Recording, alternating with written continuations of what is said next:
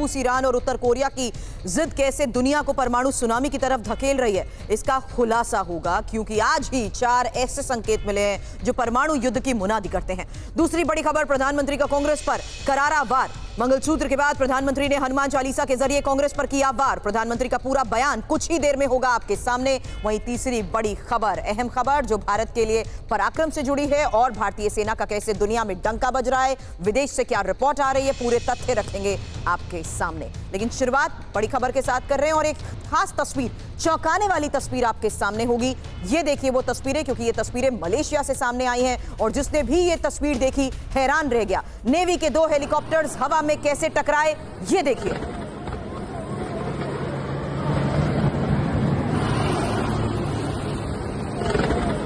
Helicopter में सवार 10 लोगों की मौत की खबर।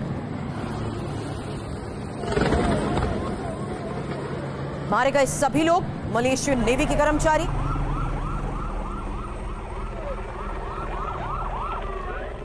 नेवी परेड की रिहर्सल के दौरान हादसे की यह तस्वीर जरा गौर से देखिए। हालांकि हादसे की वजहों की जांच जारी है।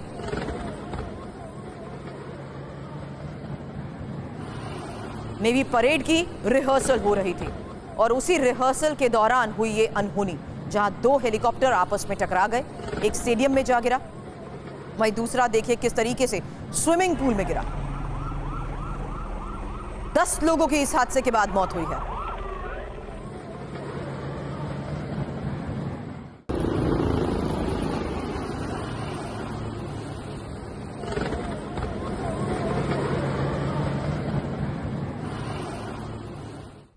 और चीन में सदी की सबसे भीषण बाढ़ की तस्वीर अब आपके सामने होगी, जहां आपको बता दें दक्षिण चीन में भारी बारिश से 4 लोगों की मौत की खबर है। 16 अप्रैल से लगातार हो रही बारिश के बाद भयावह तस्वीरें सामने आ रही हैं। 44 नदियां लाल निशान से ऊपर बह रही हैं। 1 लाख से ज्यादा लोगों को रेस्क्यू किया गया है। इन तस्वीरों को देखकर आप अंदाजा लगा सकते हैं कि हालात किस तरीके से बद से बदतर हो गए हैं कि पानी के तेज बहाव में गाड़ियां भी बहती हुई नजर आ रही हैं। ये देखिए तस्वीर, पूरा इलाका जलमग्न है।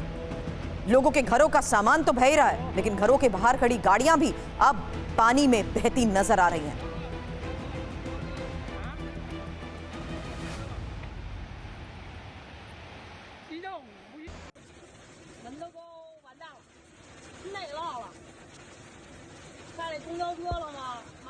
और चीन का शहर गुआंगडोंग बाढ़ से सबसे ज्यादा प्रभावित हुआ है।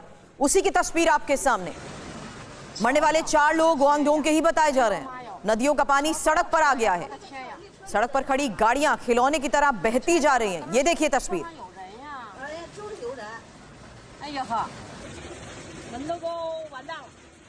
ऊंची इमारतों में शरण ले रखे लोग कैमरे में ये तस्वीरें कैद करते नजर आए, जहां देखिए किस तरीके से पूरे शहर में पानी इस कदर भर गया है कि नीचे खड़ी गाड़ियां भी अब इसमें बहती हुई नजर आ रही हैं। एक नहीं बल्कि दर्जनों गाड़ियां पानी के तेज बहाव में बह गई। 40 से ज्यादा नदियां उफान पर हैं। नतीजा ये कि लगातार हो रही बारिश की वजह से भी दिक्कतें बढ़ती जा रही हैं और दक्षिणी चीन में आए इस जलजले की शुरुआत तूफान से हुई थी। भीषण तूफान के बाद बारिश का दौर शुरू हुआ और हद से ज्यादा बारिश होने से नदियों का जलस्तर बढ़ गया। नदियां तटबंध तोड़कर ही शहरों में बहने लगी। हजारों लोग अपने घर में बंधक बन चुके हैं और जो लोग फंसे हुए थे उन्हें नाव के जरिए रेस्क्यू करते हुए सुरक्षित जगहों तक पहुंचाने की कोशिशें की जा रही हैं। सदी की सबसे भीषण बाढ़ की चपेट में ज्यादातर इलाके और ये उन्हीं जलमग्न इलाकों की एरियल तस्वीरें, जहां देखिए किस तरीके से ऊंची ऊंची इमारतें भी पानी में समा गई हैं और ज्यादातर इलाकों का संपर्क टूट गया है। लोगों को इलाके में नाव चलाते हुए सुरक्षित जगहों तक पहुंचाने की कोशिश की जा रही है। बच्चे और बुजुर्गों को नाव में बिठाकर एक सुरक्षित जगह ले जाने की कोशिश की गई। बारिश का सबसे ज्यादा असर गुआंगडोंग प्रांत पर ही हुआ है और लेकिन आपको बता दें झाओखिंग, शुआगन और साथ ही विंगयुआन और साथ ही जियांगमेन शहर भी इसकी चपेट में आए हैं। हालांकि कई हेक्टेयर जमीन पानी में डूबी हुई नजर आ रही है। ये वही एरियल तस्वीरें आपके सामने हैं। हालात ऐसे कि स्कूल बंद है, सरकारी दफ्तरों में काम ठप है, इंटरनेट सेवाएं बंद हैं। चीनी सेना की मदद ली जा रही है और यही वजह है कि ऊंची इमारतों में फंसे लोग भी किसी तरीके से अब सुरक्षित स्थान की तरफ रुख करना चाहते हैं, क्योंकि ज्यादातर घर जलमग्न हो चुके हैं। हालांकि बाढ़ को 65 साल में सबसे भीषण बाढ़ बताया जा रहा है। कई इलाकों में 60 सेंटीमीटर से ज्यादा बारिश दर्ज हुई है। 26,000 लोग शेल्टर होम में रहने को मजबूर हैं। ग्वांगडोंग को दुनिया की फैक्ट्री कहा जाता है। यहाँ हजारों फैक्ट्रीज हैं। बाढ़ की वजह से फैक्ट्रियों के संचालन पर सबसे ज्यादा असर पड़ा है। और अब आज की सबसे बड़ी खबर, पिछले 24 घंटे में दुनिया भर में जो हलचल मची, उससे परमाणु खतरा बढ़ता जा रहा है। जी हां, बिल्कुल सही सुना आपने, परमाणु खतरा बढ़ रहा है। 24 घंटे में 4 बहुत बड़े डेवलपमेंट हुए हैं। पहला डेवलपमेंट पोलैंड से है, जिसने ऐलान कर दिया कि वो नेटो और अमेरिका के परमाणु मिसाइल की अपनी धरती पर तैनाती के लिए तैयार हो गया है। दूसरा डेवलपमेंट रूस की परमाणु ड्रिल, जिसमें परमाणु हथियारों को चलाने का सेशन भी शामिल है। तीसरा डेवलपमेंट उत्तर कोरिया से, जहां किम जोंग के सामने डमी न्यूक्लियर हथियार चलाए गए और न्यूक्लियर फोर्स की रिहर्सल्स की गई। चौथा डेवलपमेंट ईरान से, IAEA के बाद अब ईरान के एक सांसद ने भी कहा कि 1 हफ्ते के अंदर परमाणु परीक्षण कर सकते हैं।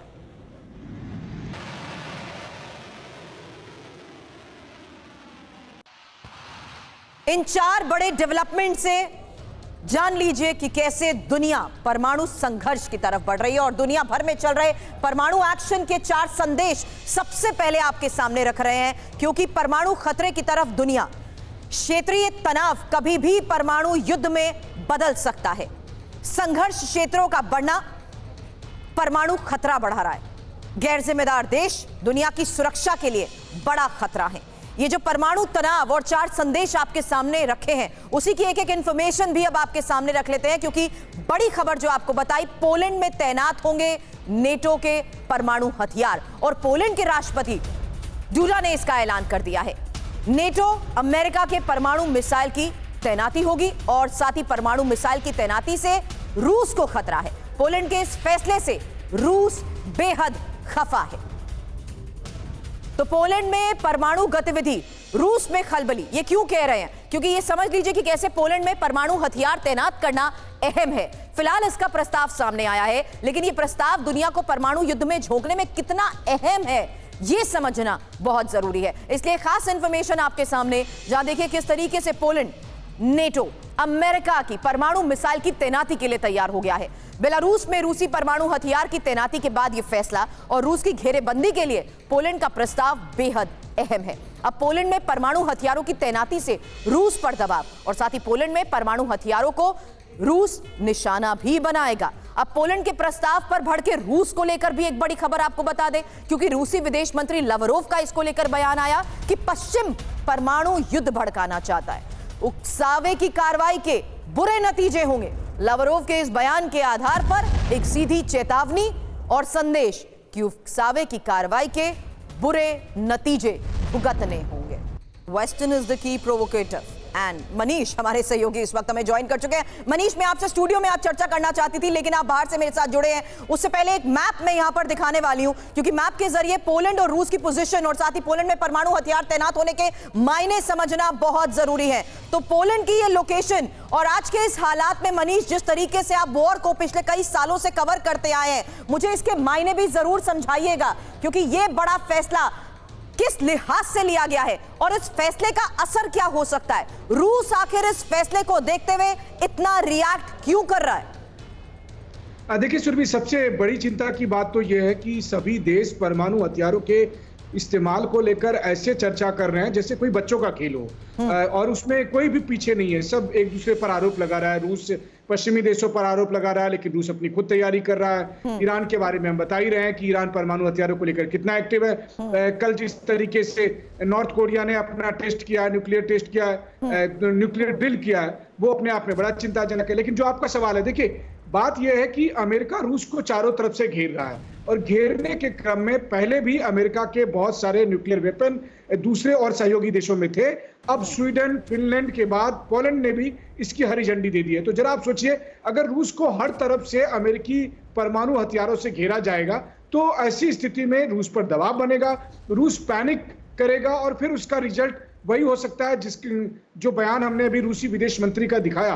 लेकिन अहम बात यह है कि पोलैंड के इस प्रस्ताव पर रूस के विदेश मंत्रालय की तरफ से यह कहा गया कि अगर ऐसा होता है तो जब रूस बनाम नाटो की सीधी जंग होगी तो हम सीधे पोलैंड में उन ठिकानों पर हमला करेंगे जहां पर कि अमेरिकी न्यूक्लियर बम रखे होंगे। अब आप सोचिए अगर ऐसा होता है तो पूरे यूरोप में कितनी बड़ी तबाही होगी। और न्यूक्लियर इंस्टॉलेशंस को टारगेट करते हुए पूरे यूरोप में तबाही की तो बात आपने बताई, लेकिन मनीष एक बार फिर से ये इंफॉर्मेशन वॉल पर मैप बता देती हूं, क्योंकि ये रही रूस की लोकेशन। और जो बात मनीष बता रहे थे कि रूस का घेराव करने के लिए आप मैप के जरिए ये पूरी लोकेशन समझ लीजिए, वोरा की वेरा यूक्रेन और यहां पोलैंड। पोलैंड में अगर इस तरीके से बड़ा फैसला लिया जाता है तो ये साफ संकेत है, मायने रखता है ये फैसला, क्योंकि रूस का घेराव करने की कोशिश है। अब तनाव के बीच रूसी सेना के अभ्यास को लेकर भी एक बड़ी खबर है, क्योंकि बायो रेडिएशन केमिकल हथियारों से अभ्यास को लेकर इनपुट है। आपको बता दें स्मोक जनरेटर के जरिए इलाकों में धुआं किया गया और धुएं के बीच रूसी सेना ने यह अभ्यास किया है।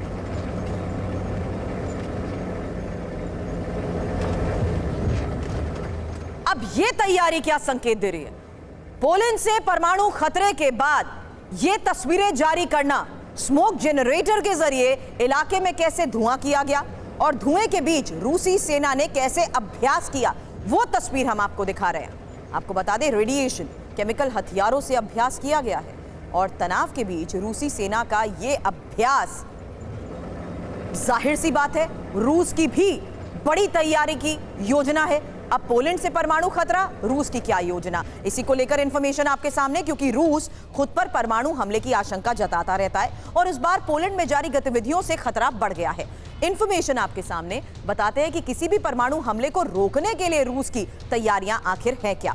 अब यही जानिए कि कैसे रूस ने परमाणु युद्धाभ्यास की संख्या को बढ़ाने का फैसला लिया है। साथ ही आपको बता दें टैक्टिकल परमाणु हथियारों का भी लगातार परीक्षण रूस कर रहा है। बेलारूस में परमाणु मिसाइलों की तैनाती को लेकर भी बड़े खबरें पहले ही दावे किए गए। वहीं अंतरिक्ष में परमाणु हथियार तैनात करने की रूस की तैयारी को लेकर भी बड़े दावे किए जा रहे हैं। हालांकि रूस ये कह चुका है कि सुरक्षा पर खतरा हुआ तो परमाणु विकल्प खुला हुआ है और यही रूस के परमाणु विकल्पों पर मनीष दुनिया की नजर रहती थी। लेकिन रूस वक्त वक्त पर अमेरिका को यह याद दिलाता आया है कि जिसके खुद के हाथ खून से सने हैं वो बार बार हमारी तैयारी पर नजर ना रखे, क्योंकि यह तैयारी हमारी खुद की सुरक्षा के लिए।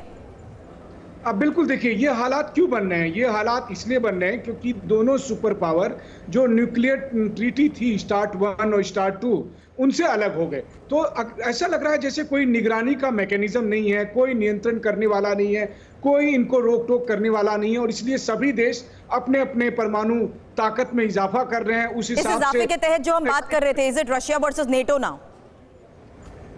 बिल्कुल देखिए रशिया वर्सेस नाटो क्या, मैं तो कहता हूं कि ह्यूमैनिटी वर्सेस डिस्ट्रक्शन का मामला है ये, क्योंकि जिस तरह की तैयारी हो रही है ये केवल रूटीन एक्सरसाइज नहीं है। देखिए रूस यूक्रेन युद्ध ने दरअसल पूरी दुनिया को बताया कि युद्ध में अब कोई नियम नहीं चल रहा है, कोई यूएन के कोई भी रूल रेगुलेशन नहीं चल रहे।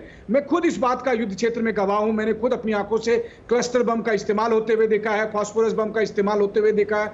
वैसी स्थिति में कभी आने वाले समय में केमिकल वेपन का इस्तेमाल होगा, बायो वेपन का इस्तेमाल होगा या टेक्टिकल वेपन का इस्तेमाल होगा, इसकी आशंका रूस को है और रूस उसी हिसाब से तैयारी कर रहा है। अमेरिका कह रहा है कि रूस ऐसा कर सकता है इसलिए हम तैयारी कर रहे हैं। तो मतलब दोनों एक दूसरे पर आरोप लगा रहे हैं, लेकिन रिजल्ट क्या होगा? रिजल्ट ये होगा कि केवल ये रूस और यूक्रेन का मामला नहीं होगा बल्कि पूरे यूरोप का या फिर वर्ल्ड वॉर के हालात में पूरी तबाही का मसला होगा। कि उत्तर कोरिया ने परमाणु युद्ध का अभ्यास किया है और किम जोंग के सामने परमाणु युद्धाभ्यास की तस्वीरें भी जारी हुई हैं। आपको बता दें इस दौरान बैलिस्टिक मिसाइल दागी गई है, मिसाइल में डमी परमाणु वॉरहेड लगा था। ये देखिए तस्वीर।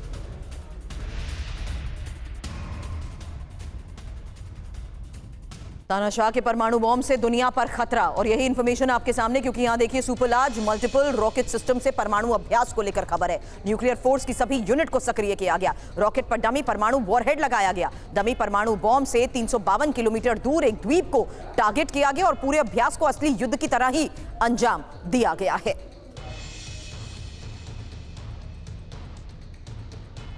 और पाकिस्तान ईरान दोस्ती की खुली पोल, एक बड़ी खबर बता दें, ईरानी राष्ट्रपति को लाहौर में नहीं बोलने दिया गया। रईसी लाहौर के लोगों को संबोधित करना चाहते थे और पाकिस्तान ने रईसी के कार्यक्रम को ही रद्द कर दिया। ईरानी राष्ट्रपति को लाहौरी यूनिवर्सिटी में घुमाया गया। अमेरिका को नाराज नहीं करना चाहता पाकिस्तान। इसी आधार पर मनीष करूंगी आपसे सवाल, लेकिन उससे पहले ये तस्वीरें भी जरा देख लीजिए, ये बॉडी लैंग्वेज और जिस तरीके से पाकिस्तान ने रईसी के कार्यक्रम को रद्द करने का फैसला लिया है, क्या वजह?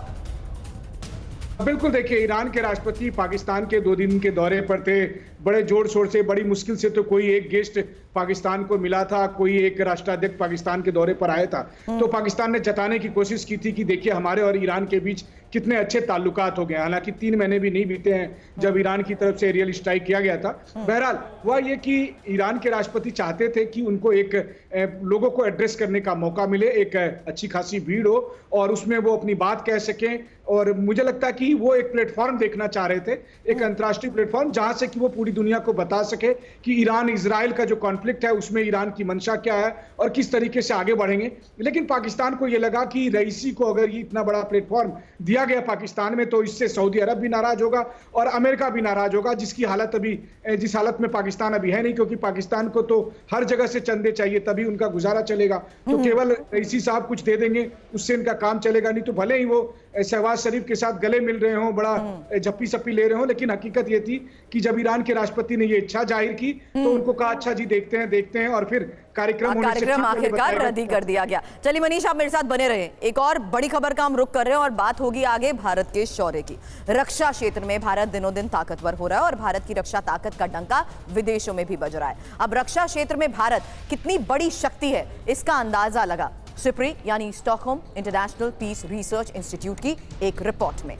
रक्षा पर खर्च करने में भारत कई देशों को पीछे छोड़ते हुए अब 4थे नंबर पर पहुंच गया है। अब सिप्री की रिपोर्ट की डिटेल इंफॉर्मेशन आपके सामने, क्योंकि भारत ने 2023 में डिफेंस पर 83.6 अरब डॉलर खर्च किए और लिस्ट में आपको बता दें अमेरिका, चीन, रूस के बाद भारत 4थे नंबर पर आ गया है।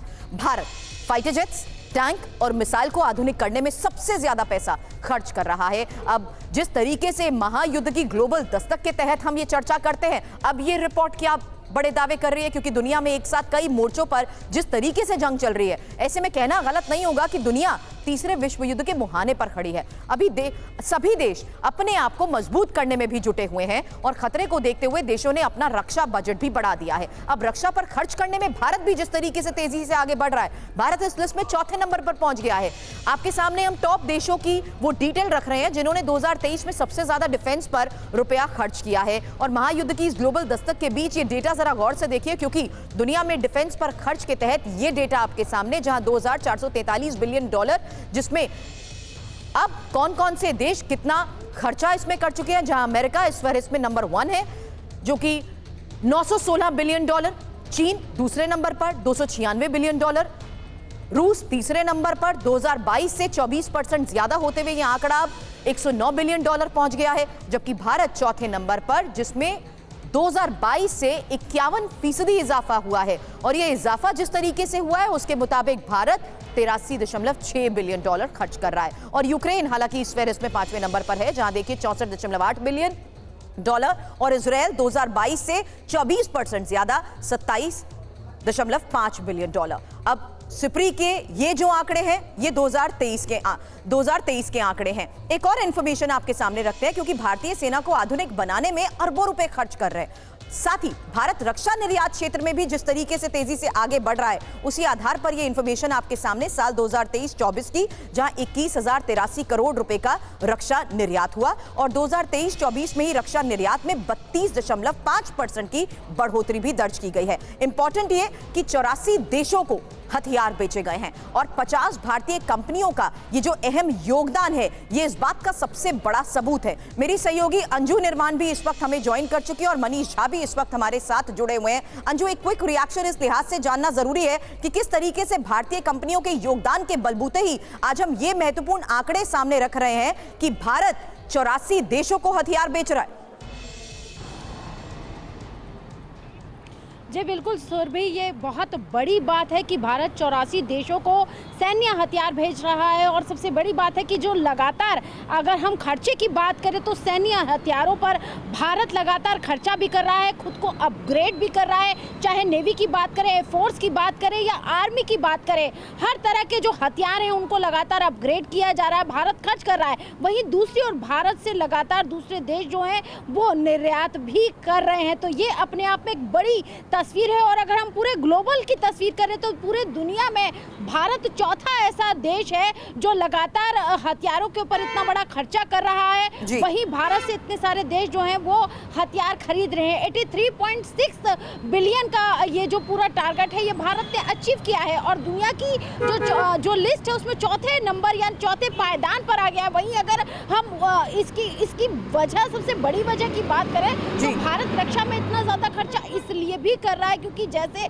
अगर हम अपने जो चाइना के फेस की बात करें तो जिस तरह से चाइना के साथ लगातार भारत का फेस ऑफ चल रहा है ईस्टर्न बॉर्डर पर, ऐसे में उसको देखते हुए भारत ये रक्षा का जो बजट, जाहिर सी बात है रक्षा के क्षेत्र में भारत की इस तैयारी की दुनिया पर भी नजर रहती है। ऐसे में मनीष, ग्लोबल पर्सपेक्टिव के लिहाज से ये सवाल, भारत की इस बढ़ती क्षमता को किस तरीके से स्पेक्युलेट किया जाता है?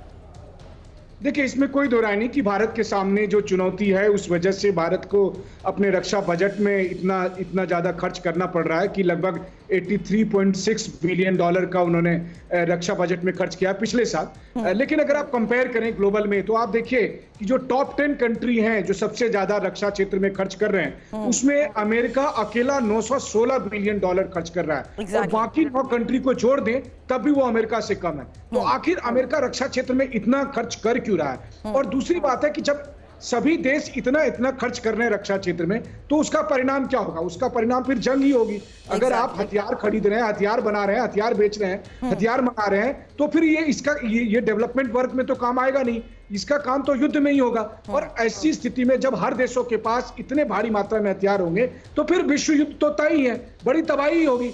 दिक्कत यही है कि हथियारों की एक नई रेस अमेरिका और पश्चिमी देशों ने शुरू कर दी है। रूस यूक्रेन युद्ध के बाद से जो हो रहा है और लगातार आप देखिए अमेरिका के यही फैसले और यही योजनाएं उसको सवालों के घेरे में भी आज के इस हालात में मनीष खड़ा करते हैं। आप दोनों हमारे साथ जुड़े उसके लिए बहुत बहुत शुक्रिया।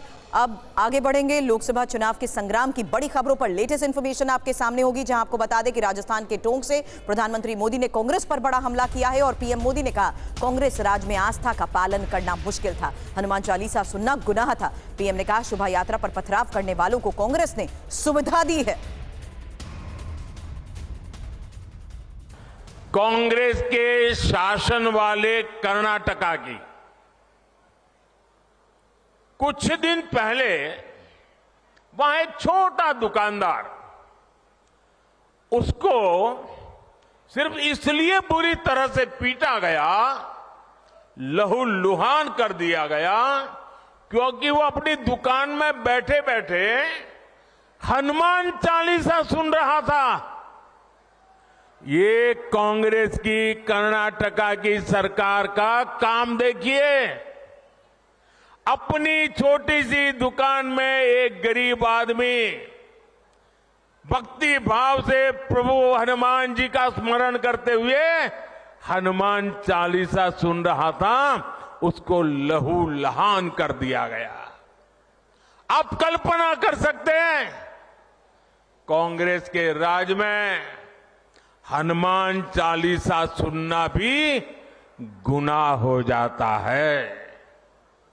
कांग्रेस के राज में अपनी आस्था का पालन करना भी मुश्किल हो जाता है। कुछ दिन पहले ही रामनवमी बीती है। कांग्रेस के जाने के बाद पहली बार शांति से शोभा यात्रा निकली है पूरे राजस्थान में, वरना पहले और चुनाव की आपाधापी गर्मी होने के बावजूद भी कांग्रेस ने तो और हमारे यहां तो सूरज की पहली किरण का स्वागत भी राम राम सा से होता है। राम राम सा, कोई किसी को मिले तो पहले मुंह से निकलता है राम राम सा। कांग्रेस ने तो राम राम सा कहने वाले राजस्थान में रामनवमी पर प्रतिबंध लगा दिया था। और टोंक में प्रधानमंत्री मोदी ने कांग्रेस पर हमला करते हुए कहा कांग्रेस की सोच तुष्टीकरण की रही है। कांग्रेस ने 4 बार मुस्लिम रिजर्वेशन लागू करने की कोशिश की। कांग्रेस पार्टी की सोच हमेशा से तुष्टीकरण की रही है, वोट बैंक की राजनीति की रही है। 2004 में जैसे ही कांग्रेस की केंद्र में सरकार बनी, उसके सबसे पहले किए गए कामों में था, सबसे पहला काम था चुनाव जीतने के बाद आंध्र प्रदेश में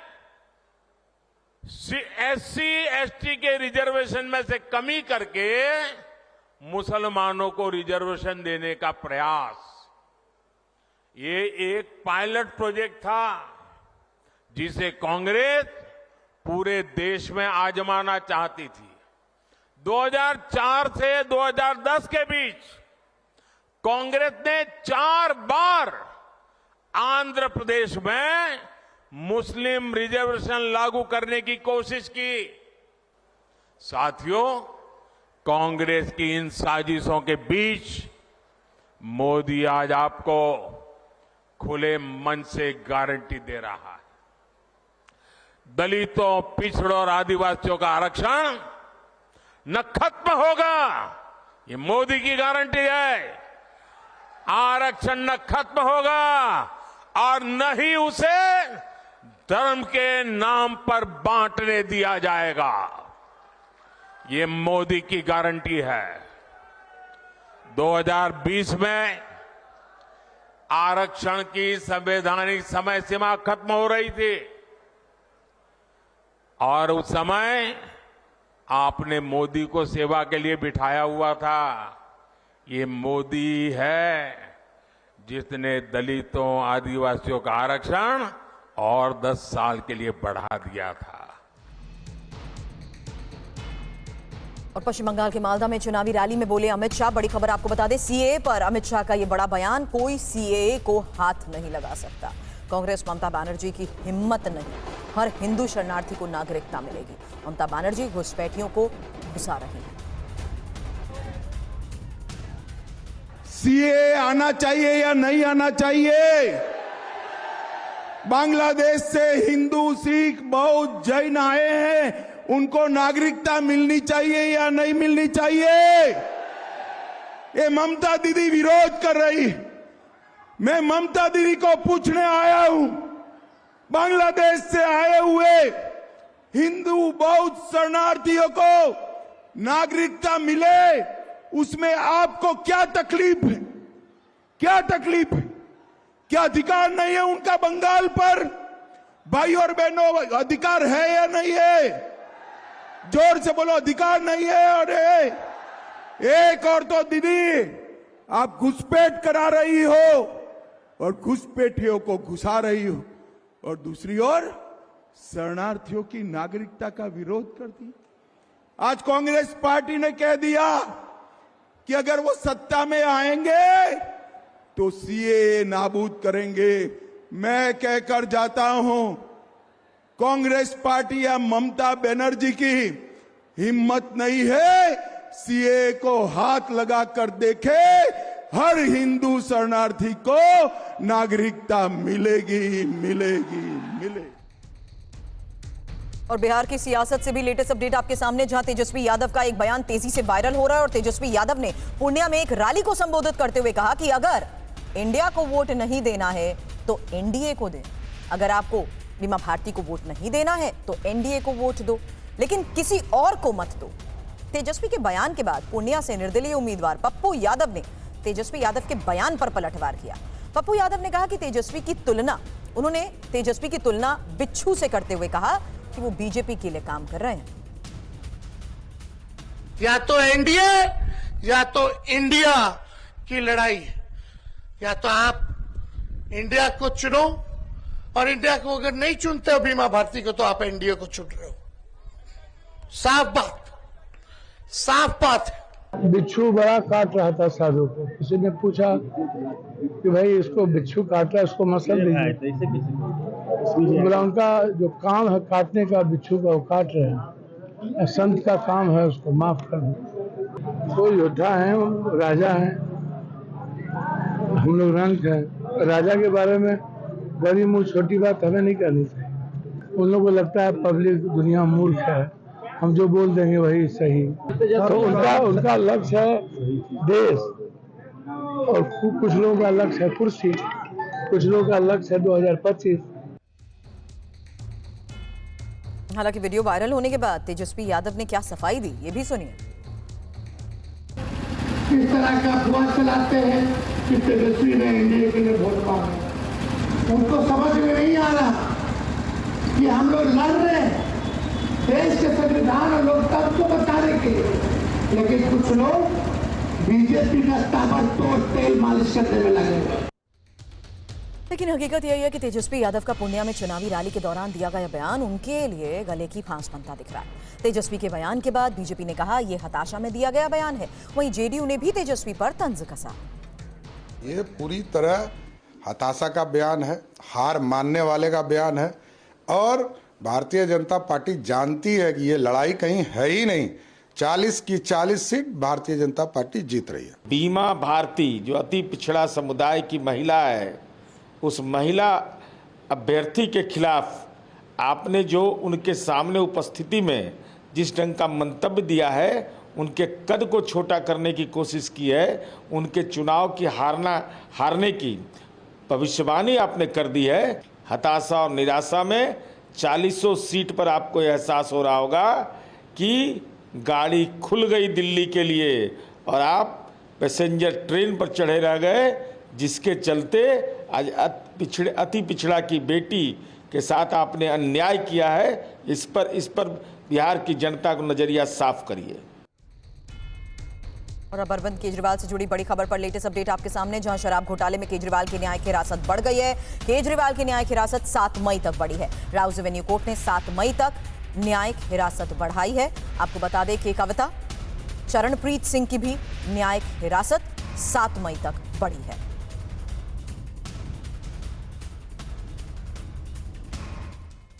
वहीं आज आपको बता दें सुनीता केजरीवाल हनुमान मंदिर में पूजा करने पहुंची हैं और हनुमान जयंती पर कनॉट प्लेस के मंदिर पहुंची सुनीता केजरीवाल की ये तस्वीरें देखिए।